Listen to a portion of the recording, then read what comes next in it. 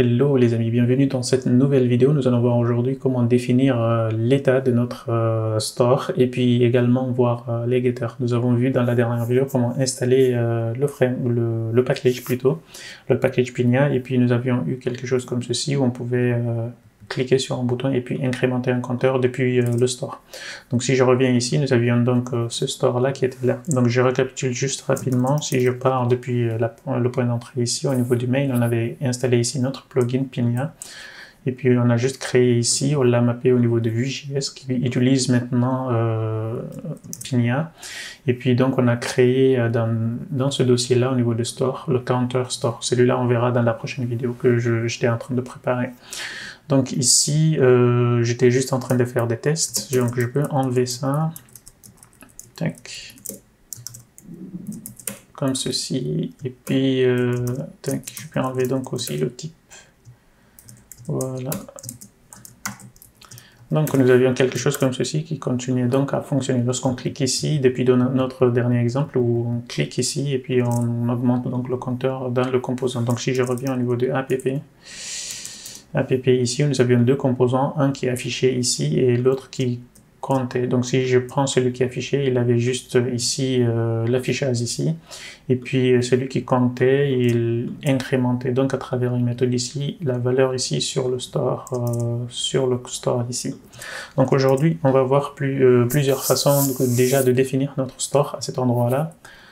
Ici, nous avons donc deux façons de le faire, comme en Vue.js. Si je reviens ici dans ces composants, nous avions donc avec la partie setup ici, on a vu dans les précédentes vidéos comment définir ici un composant à travers deux façons. On a l'option API et la composition API. Celle-là, c'est la composition API du coup. Et donc les stores aussi c'est à peu près pareil. On a la façon store option ici qu'on a utilisé pour ce petit exemple ici. Et puis il y a une autre façon de le faire, c'est de retourner ici une fonction. Et puis retourner ici quelque chose comme qui ressemblera à cette suggestion de GitHub Copilot. Donc je vais juste revenir à la partie option API ici pour le moment. Option API pour le moment. Alors également, comme vous voyez ici, il y a un type ici qui est inféré ici, le type qui est l'éditeur ici me suggère, c'est le typage ici de la partie state. Ce qu'on peut faire, c'est de créer par exemple une interface ici ou un type si on le souhaite, et puis directement mettre ça à cet endroit-là. Donc on peut retourner quelque chose comme ceci. Donc on a notre typage et puis qui permet donc de retourner ici un objet. Donc cette partie-là ressemble un petit peu, si vous vous souvenez bien, à la partie Option API, qu'on avait quelque chose comme ceci. Je vais juste réécrire cette partie-là rapidement. On avait quelque chose qui ressemblait à ça, donc avec la partie data ici. La partie data aussi, c'était une fonction qui retournait quelque chose, par exemple. On aurait pu faire quelque chose comme ça. Donc ça ressemble un petit peu à cette partie-là. Donc je vais l'enlever, parce que ça ne marcherait pas, parce qu'on a déjà un autre script qui fait ça. Donc c'était juste pour un exemple. Donc si je reviens à cet endroit-là, on peut également ici rajouter les brackets ici, et puis faire d'autres opérations ici pour l'instanciation de notre store. Donc pour le moment, je peux l'enlever et puis revenir en arrière. Donc ça c'est à peu près la partie state, comment définir le state ici en Option API.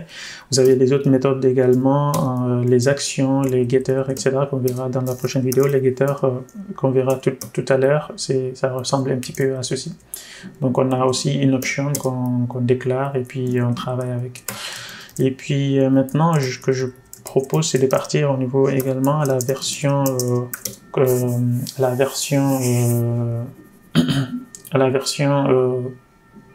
composition API plutôt. Donc on a quelque chose on peut faire quelque chose ici comme const de count ici, si je prends count égale ref ici de vue, et puis on peut donner ici un nombre. Donc le type inféré ici ce sera un number comme on a vu dans les précédentes vidéos. Donc ça on n'en aura pas besoin forcément. On peut le typer si on le souhaite, mais on n'en aura pas besoin. Là il faut juste retourner quelque chose qui contient l'objet ici qu'on retourne, c'est tout. Donc si on retourne ici quelque chose comme ceci, on verra ici ça continue donc de fonctionner. Les deux composants arrivent à partager le même state comme on a vu. Et également, si on a envie de faire des opérations comme le getter, etc., que je vais commencer à vous montrer là, on peut également utiliser ici le même return ici et puis sortir ici les données directement. Tout ce qu'on utilise ici dans le return ici est exposé dans notre store, donc on peut l'utiliser plus tard. Ici donc je vais commencer par la composition API. Donc si je souhaite par exemple retourner quelque chose, disons une opération sur ce compteur, sur l'état de l'application, comme on a vu dans les précédentes vidéos de vue en utilisant les computed, si on a un état et qu'on veut calculer, faire un calcul dessus pour retourner une autre valeur, donc on peut utiliser les computed, donc les deux valeurs là vont dépendre entre elles. Lorsque la valeur initiale change, la seconde va également s'adapter. C'est ce que nous allons faire ici. Si je prends donc, j'essaie de faire ici un double par exemple de ce compteur là. Si je peux faire const. Alors, je vais déjà retourner const, oui. Je vais simplifier les choses. Double count par exemple. Au lieu de retourner ici un nombre, parce qu'on veut que celui-là, lorsqu'on incrémente celui-là, que celui-là soit directement doublé en fait de cette valeur-là. Donc on n'a pas besoin ici de déclarer une autre. Ce qu'on va utiliser donc c'est le computed qu'on a déjà vu dans une autre vidéo. Donc c'est de retourner quelque chose comme ceci. On a une fonction anonyme ici qui utilise les computed. Lorsque cette valeur-là, elle change le count ici de cette valeur-là, elle va le multiplier par 2 et elle va raffecter ici le contenu. Donc c'est pas vraiment une valeur, c'est une computed value. C'est comme si c'était une fonction qui est calculée à chaque fois que celle-là elle change. Donc je peux faire quelque chose comme ceci. Si je reviens là, tac, je retourne ça. Donc si je reviens donc à la partie qui affiche le print ici, je peux faire un autre P ici, double counter. Par exemple ici, je peux avoir donc le double count ici. Donc si je reviens, tac, on voit donc ça continue donc de me doubler cette partie-là. Également, on peut continuer à utiliser triple, etc., etc. Donc vous avez un petit peu compris l'idée, je pense. Et puis si on essaye donc de transformer cette partie-là en Option API maintenant, et puis donc on va voir à quoi ça ressemblerait. Donc ce que je peux commencer à faire, c'est de retourner ici le state qu'on avait. Et puis on peut donner ici le type comme on le souhaite ou pas. C'est vraiment à vous c'est de préférence de chacun. Certains préfèrent toujours typer les choses, etc. Pour le moment, je ne vais pas m'occuper de ça. Je vais juste remettre l'interface qui était là. Et puis on se limite à ça. Donc voilà. Counter state. Donc on a donc notre count ici. L'autre count, et puis donc au lieu d'utiliser les computed par exemple qu'on a vu dans l'option API tout à l'heure, si je remets le code ici, je l'avais coupé, je remets juste le code ici du callback. Ça avait quelque chose comme ceci. Donc on avait une partie ici qui était computed. Donc au lieu de faire ça à cet endroit-là, on utilise donc les getters. C'est ça en quelque sorte le principe des getters. Donc ici les getters, si on veut réécrire cette partie-là, il faut qu'on déclare ici une propriété.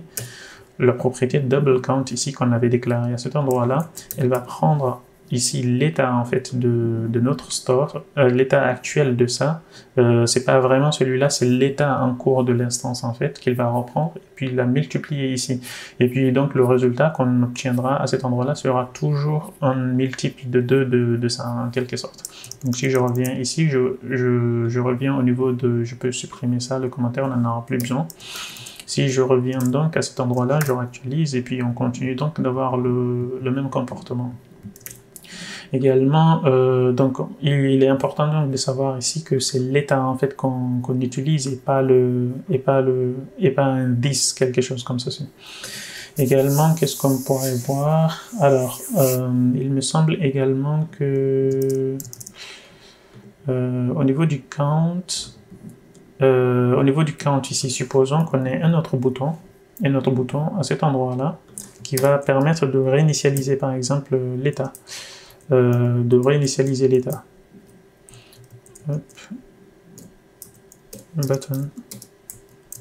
reset.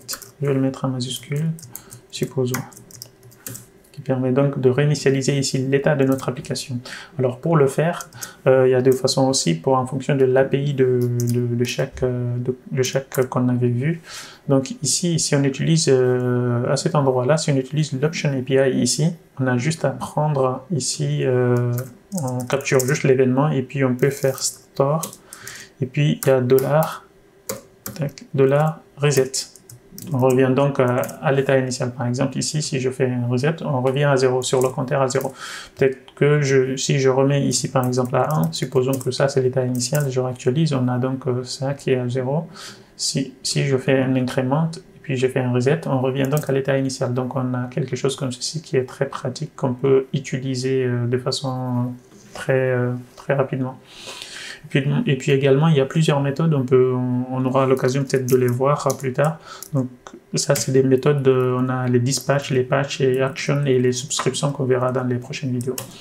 Également, qu'est-ce qu'on peut voir? Donc le comportement à ces niveaux-là également, on peut refaire ça au niveau de notre...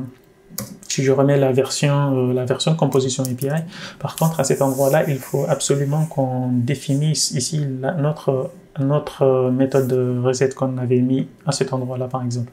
Au lieu de faire un reset, parce que celle-là, on ne sait pas comment faire un reset en fait d'un composant qui est en composition API. Donc il faut qu'on retourne une fonction qui s'appelle exactement comme ça. Donc pour cela, on fait un const reset et maintenant qui va réinitialiser, supposons ici notre composant. Supposons que l'état initial, on avait dit que l'état initial c'est 1, donc il faudrait qu'on puisse le remettre à 1 à ce niveau-là. Donc pour que ça marche également, je dois retourner la fonction. Donc si je réactualise, j'incrémente, je reviens donc en arrière. Si je ne la retourne pas, ça ne marchera pas. Donc si je réactualise, j'incrémente, ça ne marche pas. Donc il faut absolument qu'on retourne ici cette fonction-là pour que ça continue de fonctionner. Donc voilà. Je pense qu'on a vu donc à peu près à quoi ça ressemble les getters et le state ici qu'on peut voir. Donc count store. Donc à peu près on a vu donc le comportement de comment définir ici un state. On avait donc les types, etc.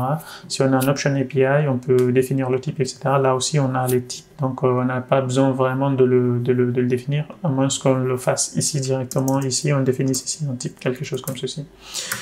Et également en composition API, il faut absolument voir les méthodes, par exemple, qu'on a les méthodes des helpers du store. En fait, il faut qu'on les définisse vu qu'on n'a pas notre state ici, le comportement standard qu'on avait déjà. Donc, il faut que nous-mêmes qu'on les implémente à notre guise. Et voilà, je pense qu'on a fait le tour pour cette vidéo. Et puis, on se retrouve donc à la prochaine pour voir les actions et les subscriptions. On se retrouve à la prochaine et puis n'oubliez pas de liker la vidéo si elle vous a été utile et me dire en commentaire ce qui a amélioré dans la vidéo. On se retrouve donc à la prochaine. Ciao.